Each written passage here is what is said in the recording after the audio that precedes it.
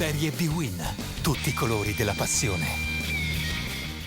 Inizia il girone di ritorno in Serie B-Win, 22esima giornata complessiva e sfida allo stadio Romeo Menti tra Vicenza e Brescia. Due squadre che si fermano subito per un minuto di silenzio perché bisogna onorare le vittime della nave incagliata sulle coste dell'isola del Giglio. Nelle scorse drammatiche ore le rondinelle lombarde con Alessandro Calori in panchina hanno ripreso a vincere due successi in altrettante gare. Molto più lunga la striscia aperta di risultati utili per i berici di mister Gigi Cagni che non perdono da ben 8 turni. Le due squadre sono divise da un solo punto in classifica, 26-25 a favore del Vicenza. 17° minuto da Bruscato a Paolucci, affrontato in area da De Maio. Il giovane arbitro Viti di Campobasso decide per l'ammonizione per simulazione a carico dell'ex attaccante di Juventus a Catania e a Siena, decisione assolutamente condivisibile. Angolo per il Vicenza, da destra c'è lo stacco di Tonucci, sul colpo di testa però non trova la porta difesa d'Arcari. Dalla parte opposta il lancio di Budel, attenzione al break di El Kaddouri con una buona opportunità,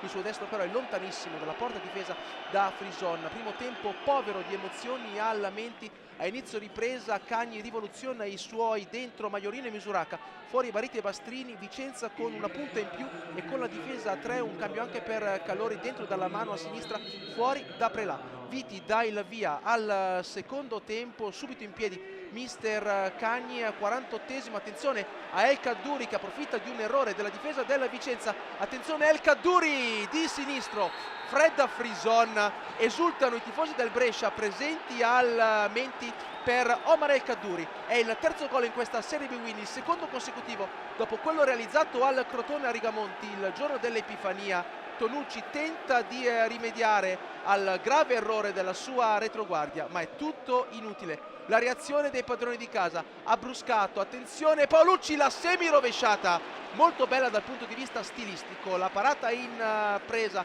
altrettanto plastica da parte di Arcari. Torna dopo un periodo di squalifica e un infortunio il brasiliano Jonatas nel Brescia a lasciargli lo spazio è l'ungherese Feksesin. Un altro cambio per Cagni, Vicenza ancora più offensivo con Paro al posto di Tenucci, proprio Paro dentro per Bruscato, Rigoni, il destro secco, gran parata di Arcari. Ancora un'opportunità per il Vicenza in avanti, sbaglia El Kaddouri, Gavazzi tenta il destro, molto più debole rispetto a quello del compagno. Arcari blocca e poi si arrabbia con i compagni. Misuraca, il sinistro che non trova la porta di Arcari. Ora il Brescia appare in difficoltà, tenta un break la squadra di Calore. Attenzione a questo contatto in area tra Maiorino e Zambelli, le proteste del capitano delle rondinelle, lascia correre Viti per questo episodio. Siamo al 76esimo, c'è un fallo di Dallamano su Soligo, sembra tutto normale, poi c'è l'espressione sorpresa di Calori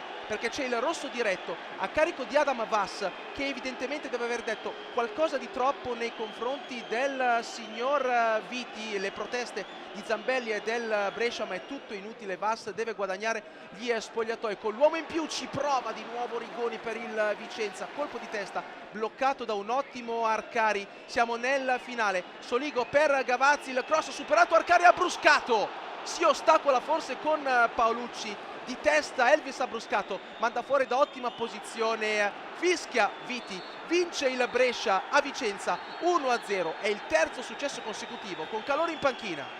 In più con lui la squadra di Corioni non ha ancora subito gol.